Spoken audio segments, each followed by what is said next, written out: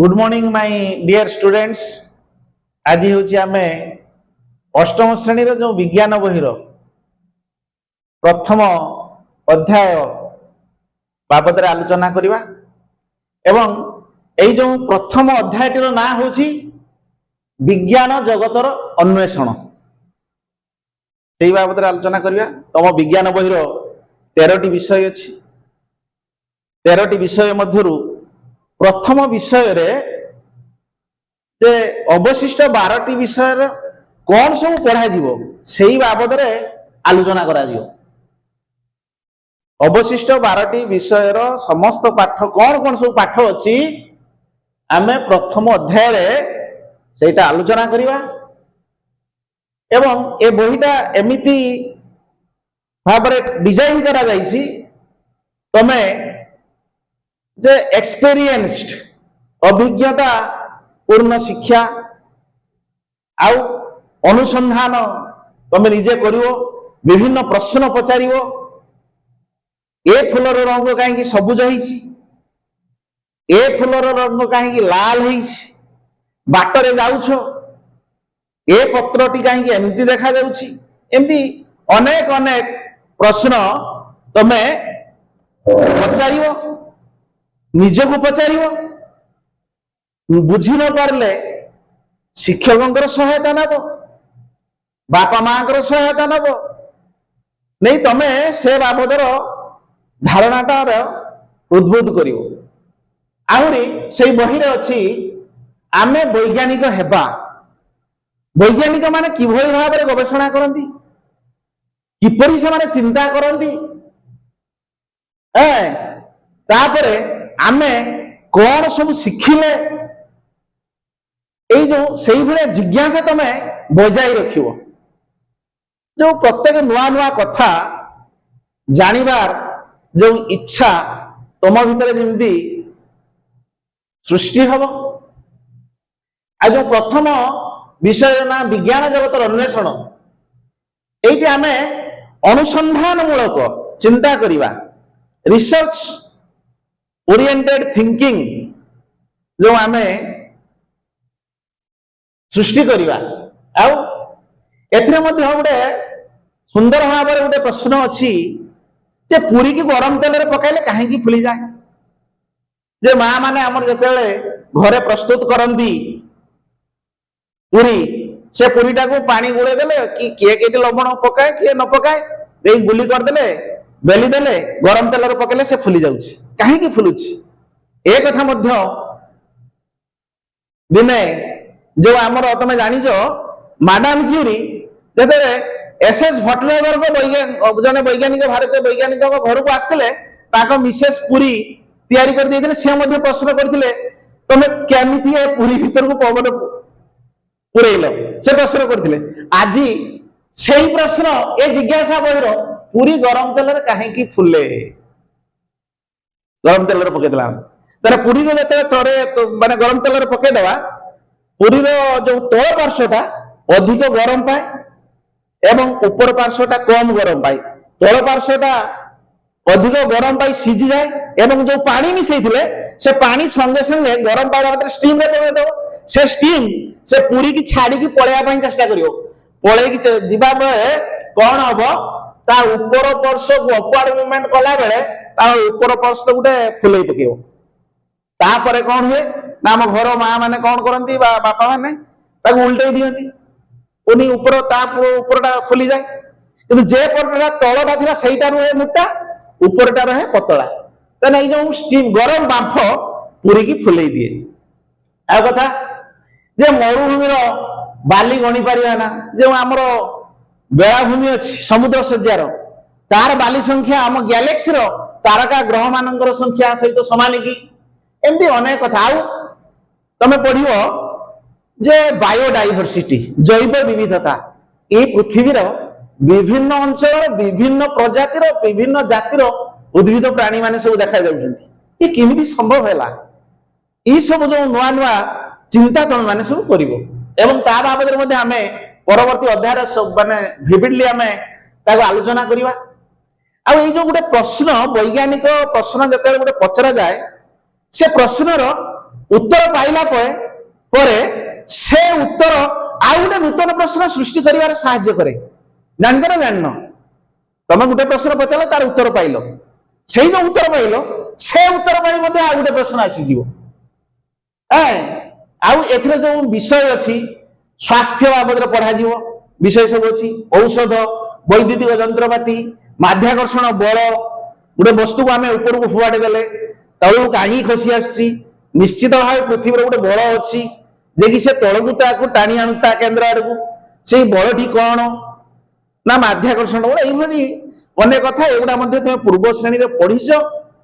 किंतु ए वर्ष आम अष्टम बहिर जो परवर्ती द्वितीय अध्याय पाखर जो 13 अध्याय पर्यंत सब यही विषय सब स्थान पाई तेणु तुमको से बाबद आगुआ टी सूचना दिगला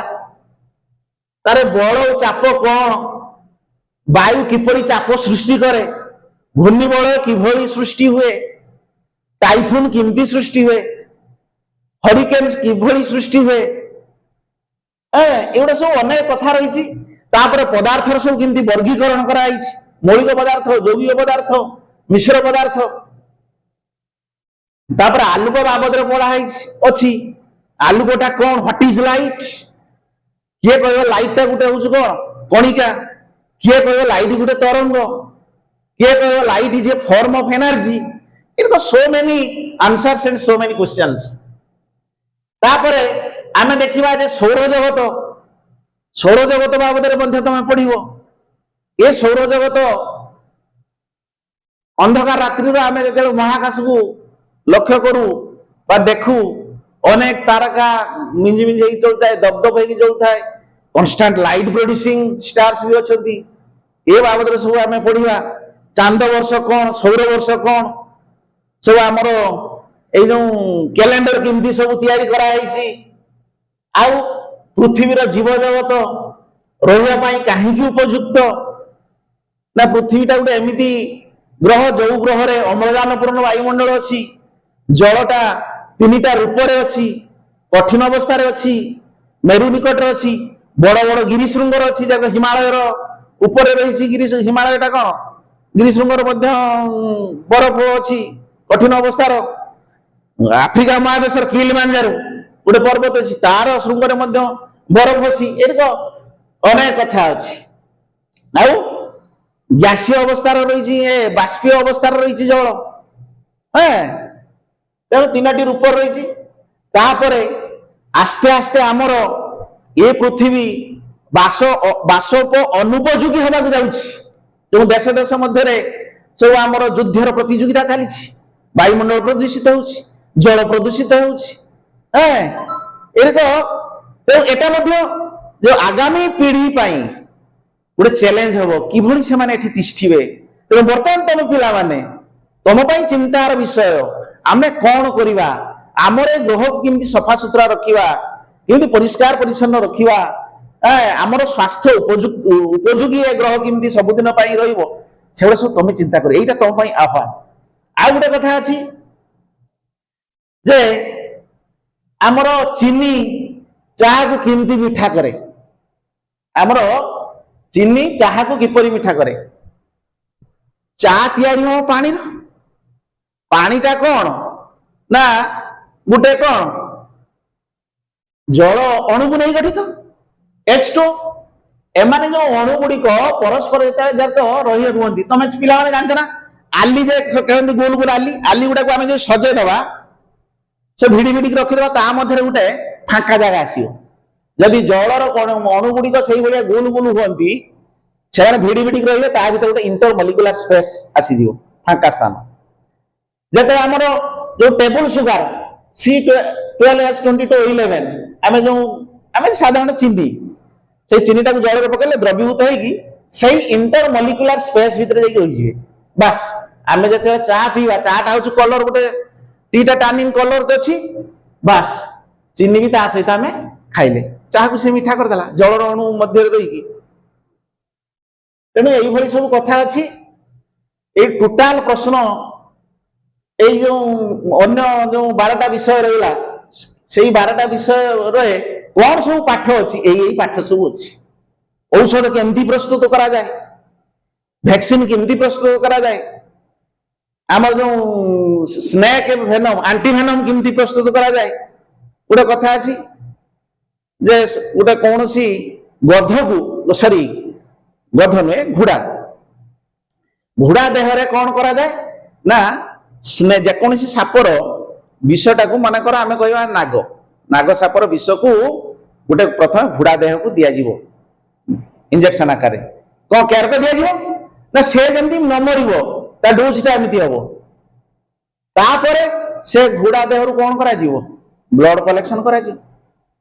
କଲେକ୍ସନ କରିସାରିଲା ପରେ ତାକୁ ପ୍ରୋସେସିଂ କରି ଆଣ୍ଟିଭେନମ ତିଆରି ହବ। ବିଭିନ୍ନ ସାପ ପାଇଁ ବିଭିନ୍ନ ପ୍ରକାର ଆଣ୍ଟିଭେନମ ସେଇ ସବୁ ଘୋଡ଼ା ଦେହକୁ ଇଞ୍ଜେକ୍ସନ ଆକାର ଦେଇ ବ୍ଲଡରେ ତାକୁ ପୁଣି କଲେକ୍ସନ କରି ଏଟା କରାଯାଏ। ତାପରେ ଆମେ ଯେଉଁ ସବୁ ବିଭିନ୍ନ ପ୍ରକାର ଭ୍ୟାକ୍ସିନ ତିଆରି କରୁଛୁ, ସେଇ ମିଳିମିଳା ଭ୍ୟାକ୍ସିନ ତିଆରି ହବ। ସେଇ ମିଳିମିଳାର ଭାଇରସର ହାଫ କିଲ୍ଡ ଦରମଲା କରାହେଇକି ତାକୁ ପ୍ରୋସେସିଂ କରିକି ଭ୍ୟାକ୍ସିନ ଆକାରରେ ଦିଆଯିବ। ବସନ୍ତ ହାଡପୁଟି ତାର ଭାଇରସକୁ ସେ ହାଫ କିଲ୍ଡ କରିକି ତାକୁ ପ୍ରୋସେସିଂ କରିକି କରାଯାଉଛି। ବୈଜ୍ଞାନିକ ମାନେ କେମିତି କରୁଛନ୍ତି ସେ ବାବଦରେ ତମେ ସବୁ ଚିନ୍ତା କରିବ। ବୈଜ୍ଞାନିକ ମାନେ କେମିତି ଚିନ୍ତା କରନ୍ତି ତମେ ସବୁ ଜାଣିବ। ଏଇ ସେଇଭଳିଆ ଏ ବର୍ଷ ବହିଟାକୁ ଡିଜାଇନ କରାଯାଇଛି। ତେଣୁ ଏଇ ଯୋଉ ପ୍ରଥମ ବିଷୟରେ ଆମେ ଏଇଗୁଡ଼ା ଆଲୋଚନା କଲେ, ଅବଶିଷ୍ଟ 12ଟା ବିଷୟରେ ସବୁ ଏଇ ପାଠ ସବୁ ଅଛି, ସେ ବାବଦରେ ଆମେ ଭିଭିଡି ସବୁ କ୍ଲାସ କରିବା। ଆଜି ଆମେ ଏତିକି ରଖୁଛେ। Thank you to all.